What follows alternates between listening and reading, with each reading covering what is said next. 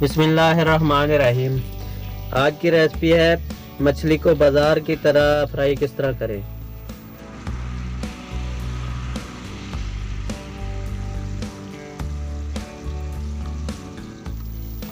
सबसे पहले हम मसाले ऐड करेंगे।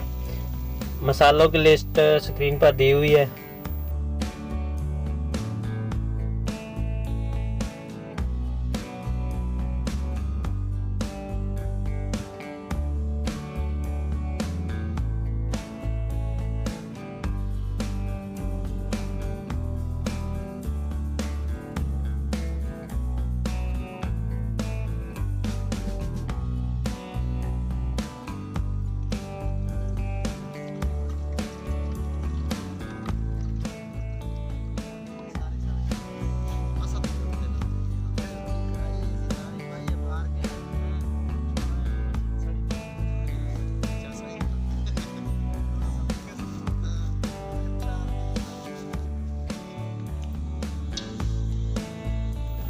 घी को अच्छी तरह से गर्म कर लें। इसमें मछली को फ्राई करेंगे।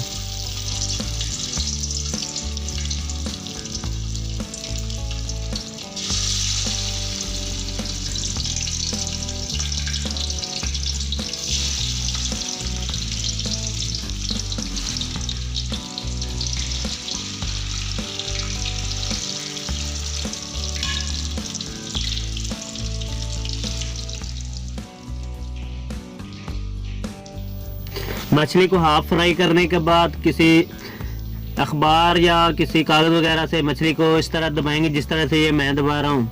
इससे मछली का टेस्ट बहुत ही मज़ेदार आएगा।